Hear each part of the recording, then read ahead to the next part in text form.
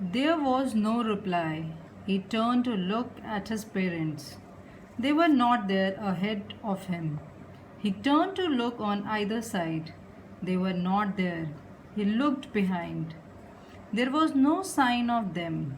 It means that when his parents did not reply, he turned towards them. He saw that they were nowhere around. He looked around and behind, but his parents were nowhere to be seen. A full deep cry rose within his dry throat, and with a sudden jerk of his body, he ran from where he stood, crying in real fear, "Mother, father!" Tears rolled down from his eyes. Hot and fierce, his flushed face was convulsed with fear. Panic striken, he ran to one side first, then to other side, hither, thither, in all directions, knowing not where to go. "Mother, father!" he wailed. His yellow turban came untied and his clothes became muddy. This means that the boy cried loudly, jerked his body, and ran here and there. Why he was ran here and there? Because he was searching for his parents, calling out for his parents. He was full of fear and tears started rolling down his cheeks. As he wailed and ran around, his turban opened and his clothes became muddy. Having run to and fro in a rage of running for a while, he stood defeated, his cries suppressed into sobs. At little distance on the green grass, he could see, through his filmy eyes, man and woman talking. They tried to look intently among the patches of bright yellow clothes, but there were no sign of his father and mother among these people, who seemed to laugh and talk just for the sake of laughing and talking. In this paragraph, the author trying to say that what happened after some time? After some time, he gave up. The loud cries turned into a mild sobs.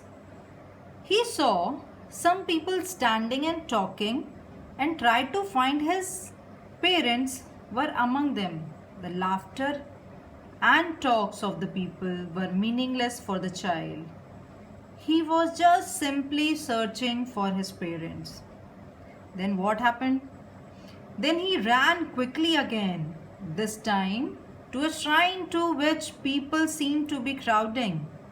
Every little inch of space here was congested with men, but he ran through people's leg, his little sob lingering, "Mother, father." Near the entrance to the temple, however, the crowd became very thick. A man jostled each other, heavy men with flashing, murderous eyes and hefty shoulders. The poor child struggled to thrust a way between their feet, but knocked to and fro by their brutal movements. He might have been trampled underfoot. He had not shrieked at the highest pitch of his voice, "Father, mother." A man in the surging crowd heard his cry and, stooping with great difficulty, lifted him up in his arm. In this paragraph, the author tries to say that the boy ran towards a temple which was full of crowd. He ran through the legs of the man, calling out for his parents. The crowd was pushing each other. Everybody is pushing each other and near the entrance of the temple. The boy got scared of the huge strong men who stared people with their murderous eye and pushed them with their strong and big shoulders. The boy could have seen crushed under the feet of the man. He had cries not been heard by a man in the crowd. He lifted the child. "How do you get here, child? Whose baby are you?" The man asked as he stirred clear in the mass. The child wept more bitterly than ever now and only cried, I want my mother. I want my father. As the man got the child out of the crowd, he asked him how he had reached here and what were his parents' name. The boy cried even more and more and repeated that he wanted to go to his parents. The man tried to soothe him by talking him to the roundabout. Will you have a ride on the horse? He gently asked as he approached the ring. The child's throat tore into 1,000 shrill sobs, and he only shouted, I want my mother, I want my father. Now the man tried to relax the child by taking him to the roundabout swing. He offered him a ride, but the child screamed and wept loudly that he wanted his parents only. Now the man headed towards the place where the snake charmer still played on the flute to the say cobra. Listen to the nice music, child, he pleaded. But the child shut his ears with his fingers and shouted his double-pitched strain, I want my mother, I want my father. The man took him near the balloons, thinking the bright colors of the balloon would distract the children's attention, and questioned him, would you like a rainbow-colored balloon? He persuasively asked. The child turned his eyes from the flying balloons and just sobbed, I want my mother, I want my father. Now, in this paragraph, the man started walking back on the same route which the child had taken. So, he took the child to the snake charmer. He asked him to listen to the nice music being played by the snake charmer. The child shut his ears with his fingers and screamed loudly that he wanted his parents only. He didn't want anything else. Only he wanted his parents.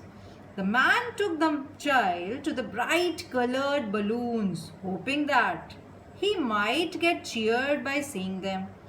He offered a balloon to the child, but he turned away and wept for father.